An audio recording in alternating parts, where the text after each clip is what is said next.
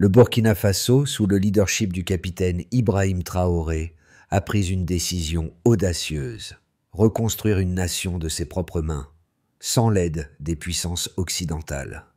Dans un coin oublié du Sahel, là où la poussière du désert efface les frontières, une révolution silencieuse est en marche. Mais pourquoi ce projet? Et pourquoi maintenant? Est-ce une vision radicale de l'avenir de l'Afrique ou simplement un acte de survie?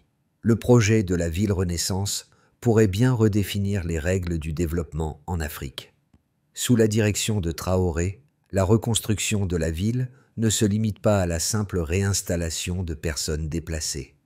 Ce projet vise à démontrer que l'Afrique peut s'autosuffire, sans dépendre des prêts étrangers ou des aides humanitaires. C'est un modèle de souveraineté et d'indépendance. En réutilisant ses propres ressources, le Burkina Faso renverse l'ordre établi des pratiques de développement traditionnelles. Ce n'est pas une simple reconstruction de maisons, mais une refonte complète du système. Le véritable défi? Prouver que même dans un contexte de crise, une nation peut redéfinir son avenir avec dignité et résilience. Si ce projet réussit, il pourrait inspirer d'autres nations africaines à suivre le même chemin et peut-être même transformer le paradigme global de l'aide au développement. La question reste, ce modèle peut-il être reproduit ailleurs sans tomber dans les pièges du néocolonialisme? Le Burkina Faso se trouve à un carrefour critique, un pays autrefois frappé par la violence, le terrorisme et des années de négligence. Mais alors que les camps de réfugiés se multipliaient, un projet révolutionnaire a émergé en dehors de la vue internationale. La ville-renaissance, un projet lancé sous la direction de Traoré, n'est pas un projet d'urbanisation ordinaire. Elle s'étend dans une région autrefois synonyme de chaos et de destruction, là où le sol avait été arraché par les combats. Pourtant, c'est là que, contre toute attente, un futur durable et autonome est en train de naître. En 6 mois seulement, des milliers de tonnes de matériaux ont été déchargés. Des ingénieurs et des militaires ont travaillé sans relâche pour transformer ce désert en une ville modèle. Ce n'était ni un projet financé par les institutions internationales, ni une initiative de l'ONU. C'était un acte souverain d'autodétermination, un défi lancé aux normes du développement global. La ville, construite par les mains des Burkinabés, ne se contente pas d'offrir un abri temporaire. Elle vise à donner à chaque citoyen un sentiment d'appartenance, une identité reconstruite. Mais derrière ce projet audacieux se cache une question cruciale. Ce modèle de résilience peut-il vraiment redéfinir les pratiques de développement en Afrique? Et, plus important encore, est-ce un modèle qui pourrait résister aux pressions extérieures du système mondial actuel? Au cœur de ce projet révolutionnaire se trouve Ibrahim Traoré, un leader audacieux qui a choisi de rompre avec les normes du développement traditionnel. Avant de prendre le pouvoir, le Burkina Faso était un pays en crise, avec plus de 2 millions de personnes déplacées à cause des conflits internes et du terrorisme.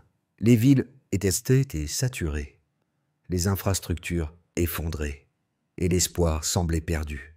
Pourtant, Traoré a vu une opportunité là où d'autres ne voyaient que la destruction. Il a lancé un projet visant à construire une ville, non pas comme une aide extérieure, mais avec les ressources internes du pays. Cela ne semblait pas seulement une réponse aux besoins immédiats des déplacés, mais une déclaration de souveraineté et d'autonomie. Le projet a été accueilli avec scepticisme par les observateurs internationaux, mais sur le terrain, il a créé une dynamique nouvelle.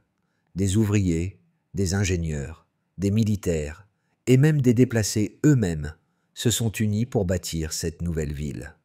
En 6 mois, des routes ont été construites, des écoles et des cliniques ont été érigées, et les fondations d'une nouvelle communauté étaient posées. Le plus frappant dans ce projet n'était pas seulement la rapidité avec laquelle il se concrétisait, mais le fait que c'était une initiative entièrement locale, dirigée par des Burkinabés, sans l'aide des institutions internationales.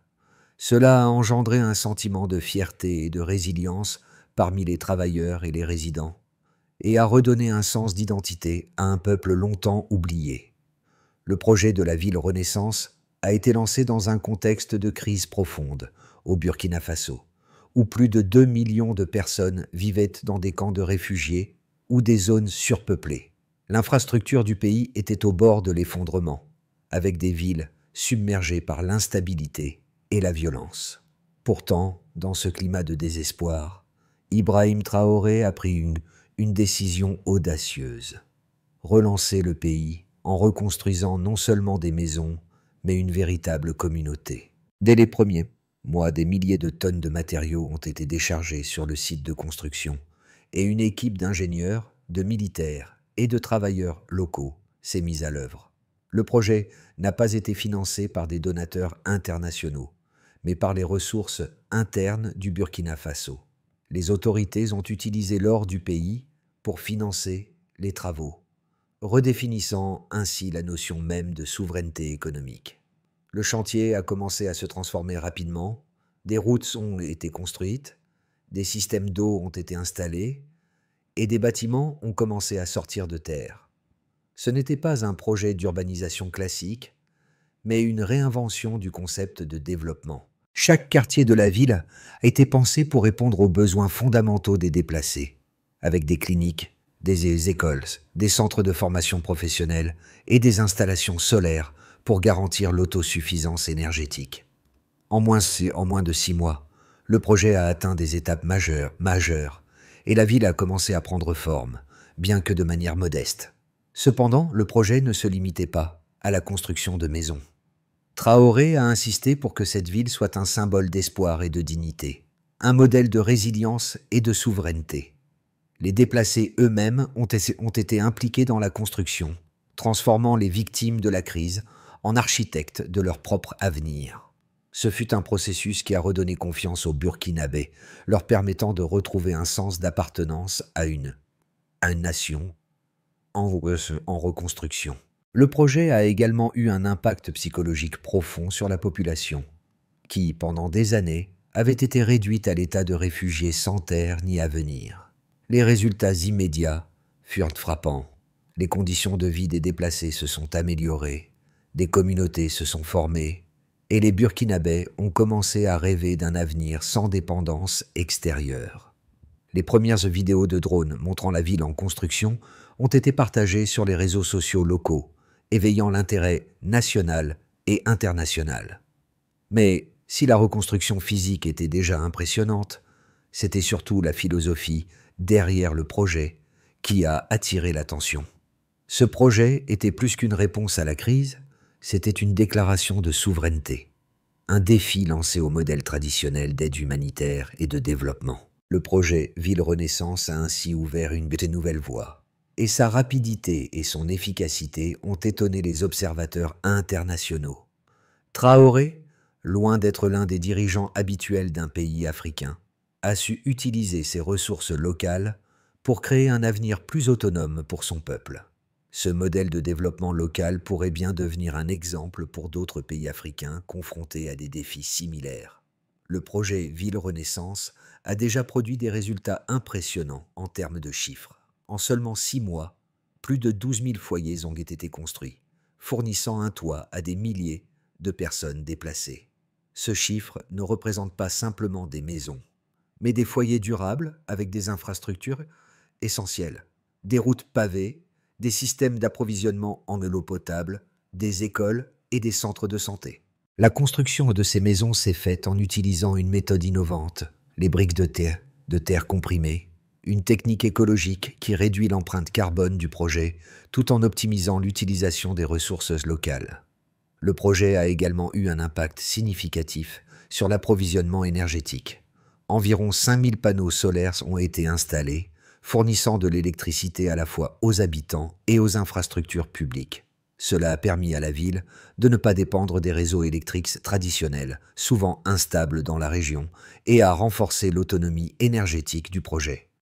En outre, les efforts pour récupérer l'eau de pluie et la réutiliser pour l'agriculture ont permis de mettre en place un système d'irrigation pour plus de 2000 hectares de terres agricoles, ce qui garantit la sécurité alimentaire pour les résidents et réduit la dépendance aux importations alimentaires. Les chiffres relatifs à l'emploi sont également remarquables. Environ 80% des travailleurs sur le site de construction étaient des Burkinabés, dont 30% étaient des déplacés internes. Cette approche a non seulement permis de fournir des emplois locaux, mais elle a aussi transformé les déplacés en bâtisseurs de leur propre avenir. La formation professionnelle a été une composante clé du projet, avec plus de 5000 personnes ayant bénéficié de formations en construction, plomberie, électricité et autres métiers techniques. Ce modèle de développement n'a pas seulement créé des infrastructures, mais aussi des opportunités d'emploi à long terme et des compétences durables au sein de la communauté. L'impact psychologique de la ville Renaissance est également mesurable. Selon une enquête menée auprès des habitants, 85% des déplacés ont rapporté une amélioration significative de leur qualité de vie, en particulier en termes de logement, d'accès à l'eau et de sécurité. En outre, 90% des résidents ont exprimé leur satisfaction quant à la participation locale dans le processus de construction, soulignant l'importance de l'implication des communautés dans les projets de développement. Ce taux de satisfaction élevé démontre que ce modèle de reconstruction, qui place les citoyens au cœur de l'effort, est non seulement efficace, mais aussi bien accueilli par la population. Les résultats économiques sont également prometteurs. Le projet a stimulé l'économie locale en créant plus de 10 000 emplois directs et indirects, et les commerces locaux ont vu une augmentation de la demande, particulièrement dans les secteurs de la construction et de l'agriculture. Le Burkina Faso, historiquement dépendant des exportations de matières premières, commence à voir les bénéfices d'une approche plus locale et indépendante de développement. Les experts estiment que ce modèle pourrait être un catalyseur pour d'autres initiatives similaires dans toute la région. L'initiative du Burkina Faso sous le leadership de Traoré a suscité une réaction partagée parmi les experts et les observateurs internationaux. D'un côté, les défenseurs du projet soulignent son caractère révolutionnaire et son potentiel de transformation pour le continent africain. L'argument central est que ce modèle de développement local, qui repose sur les ressources internes et les capacités locales, pourrait constituer une alternative viable au paradigme de développement imposé par les acteurs étrangers, comme l'ONU, le FMI et la Banque mondiale. Ce projet s'inscrit dans une logique d'indépendance économique et de souveraineté nationale, redonnant aux Burkinabés le contrôle sur leur avenir. Il démontre également que l'Afrique peut se relever par ses propres moyens, sans dépendance aux aides étrangères ou aux prêts. Cependant, des critiques ont émergé, notamment de la part de ceux qui considèrent ce modèle comme trop ambitieux et difficilement réplicable dans d'autres contextes africains. Certains estiment que la construction d'une telle ville, sans le soutien des institutions internationales, pourrait ne pas être durable à long terme, particulièrement en raison des défis économiques et géopolitiques auxquels de nombreux pays africains sont confrontés. Il est également avancé que, sans un système de gouvernance transparent et une gestion financière rigoureuse, de tels projets risquent de sombrer dans la corruption et l'inefficacité. D'autres critiques mettent en avant l'absence de mesures de sécurité à long terme concernant la stabilité de la région, où la menace des groupes armés et du terrorisme reste élevée. Un autre argument contre le projet est le modèle de développement centré sur l'exploitation des ressources internes, notamment l'or. Certains estiment que, bien que cela réduise la dépendance aux prêts étrangers, cela pourrait aussi avoir des conséquences négatives sur l'environnement et la population locale, si l'extraction minière n'est pas gérée de manière responsable. Le risque est que cette approche ne fasse qu'aggraver les inégalités sociales et environnementales au sein du pays. Malgré ces critiques, il est difficile de nier les résultats impressionnants obtenus jusqu'à présent. Le projet a permis de construire plus de 12 000 foyers et de créer une infrastructure de base solide, tout en offrant aux déplacés un environnement sûr et digne. Le modèle burkinabé pourrait bien être la preuve qu'une approche innovante, fondée sur les capacités locales et l'implication directe de la population, peut fonctionner dans un contexte de crise. En somme, bien que le modèle de la ville Renaissance puisse faire face à des défis considérables, il offre une réflexion profonde sur l'autonomie de l'Afrique et la manière dont les nations africaines pourraient repenser leur développement. L'expérience burkinabé est un test grandeur nature de la résilience et de l'indépendance d'une nation et pourrait servir de modèle pour d'autres pays confrontés à des crises similaires. Alors que le projet de la ville Renaissance gagnait en visibilité, une révélation clé a marqué un tournant dans sa perception nationale et internationale.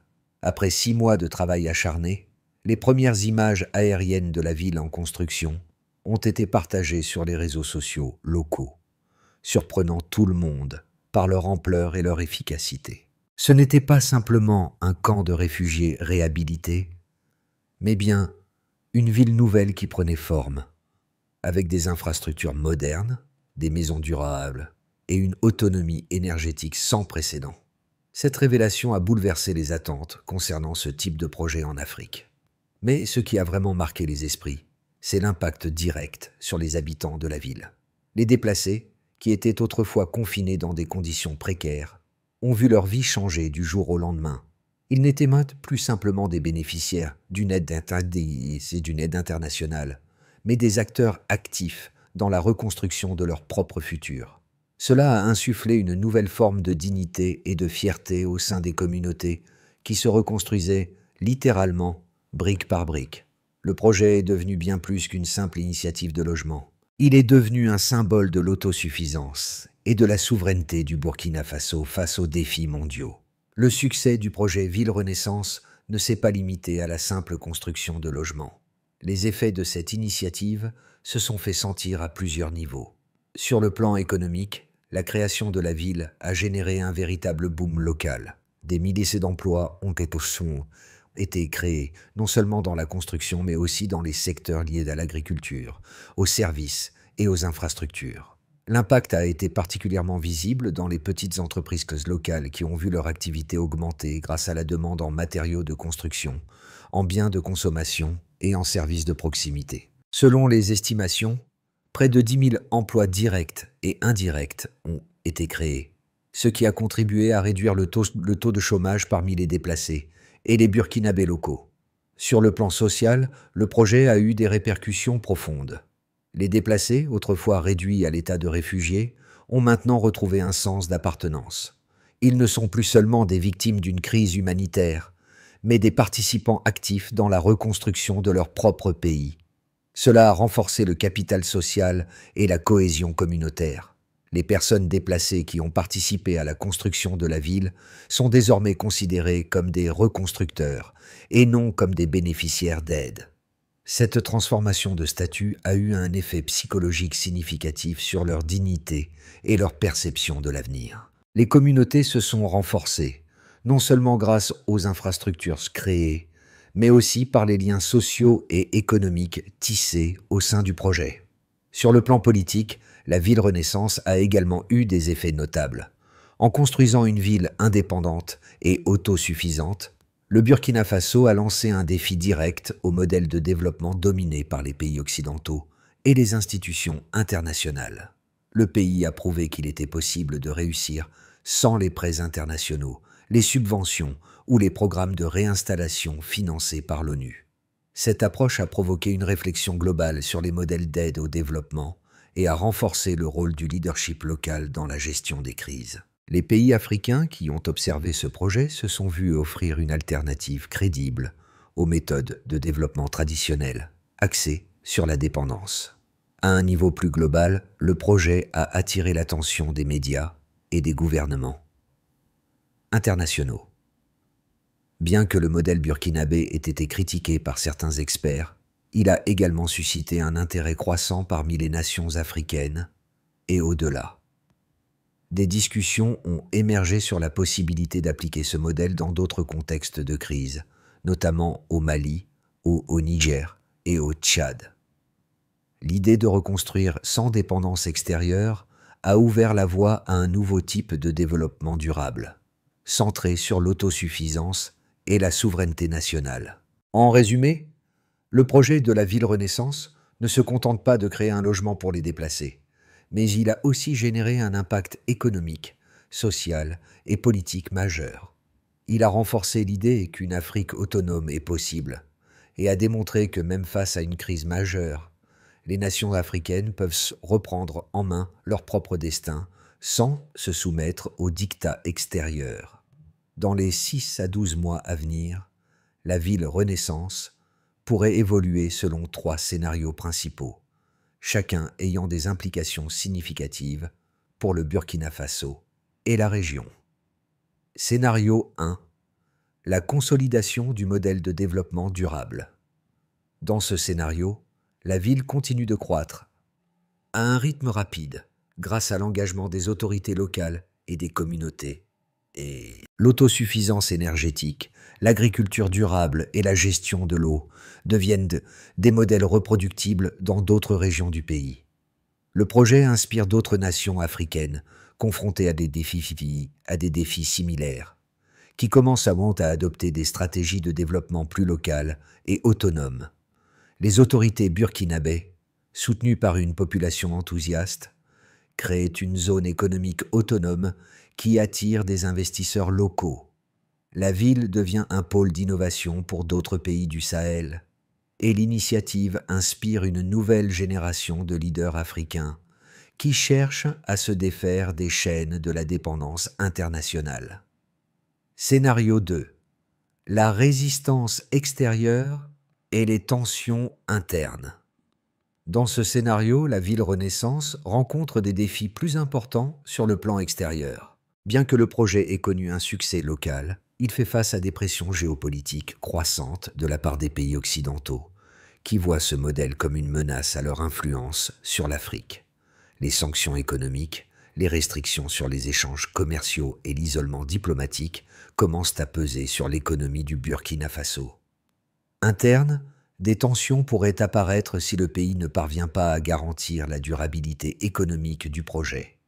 L'augmentation de la population dans la ville et les défis liés à l'intégration des nouveaux arrivants pourraient créer des tensions sociales, surtout si les infrastructures ne parviennent pas à suivre.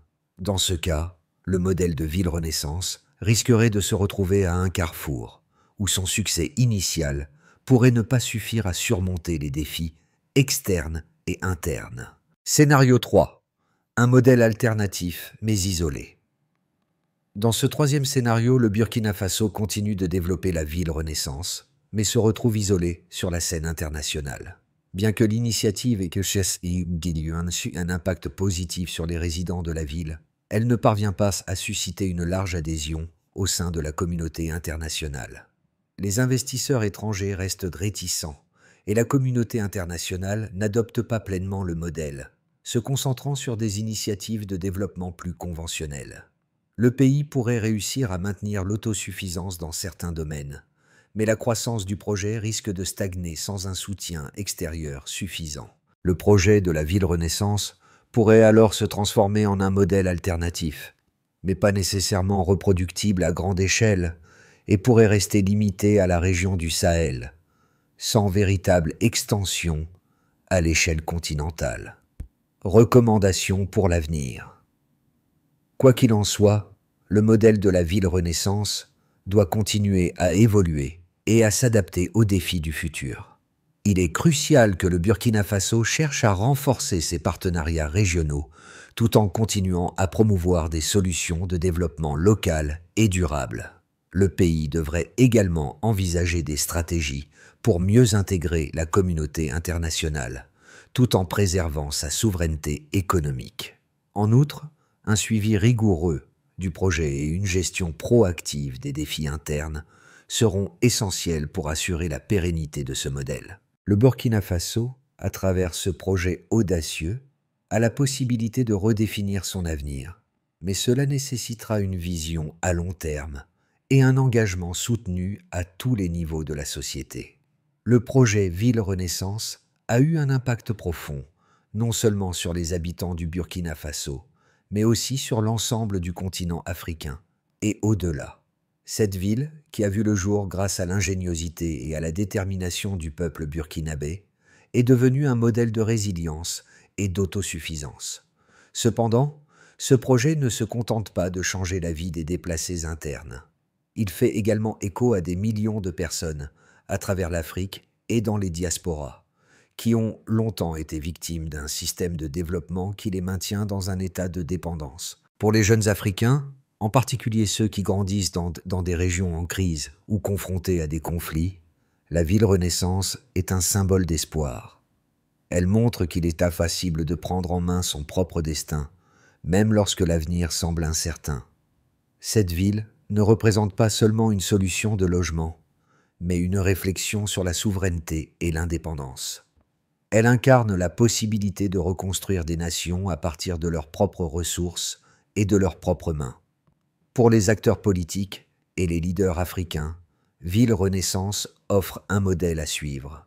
Elle démontre qu'il existe d'autres voies que celles imposées par les grandes puissances mondiales et les institutions internationales. Cette initiative inspire une nouvelle vision pour l'avenir du continent, où l'Afrique se construit pour elle-même, avec ses propres idées, ses propres solutions et ses propres priorités.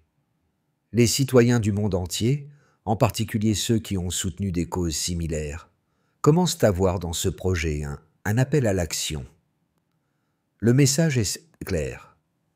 Il est temps de repenser ce que signifie être une nation indépendante et souveraine dans un monde globalisé. Et si l'Afrique peut le faire, pourquoi pas les autres régions du monde confrontées à des défis similaires? Pour que la ville Renaissance devienne un modèle de développement durable, il est essentiel de suivre un plan structuré et mesurable. Voici les étapes clés pour garantir sa pérennité et son expansion dans les années à venir. Renforcer la gouvernance locale. Il est primordial que les autorités locales continuent de jouer un rôle central dans la gestion de la ville, en veillant à ce que les décisions soient prises de manière démocratique et transparente. La mise en place d'un système de gouvernance basé sur la participation active des citoyens, y compris les jeunes et les femmes, doit être une priorité. Soutenir l'autosuffisance économique, le développement de l'agriculture durable, la gestion des ressources naturelles et l'adoption de technologies écologiques comme l'énergie solaire doivent continuer à être des piliers du modèle de la ville. En plus de cela, il est crucial de diversifier les sources de revenus en soutenant les petites entreprises et en facilitant l'accès au financement pour les entrepreneurs locaux. Renforcer les infrastructures sociales, le développement de services publics comme les écoles, les centres de santé et les infrastructures d'eau doit être accéléré pour garantir un environnement de vie digne. Cela inclut la formation continue des travailleurs locaux pour maintenir et développer ces infrastructures. Soutenir l'internationalisation du modèle.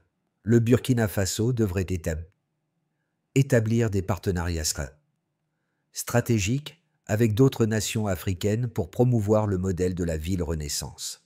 Des conférences, des ateliers et des projets communs devraient être mis en place pour permettre aux autres pays de s'inspirer de cette initiative. Mesurer les progrès.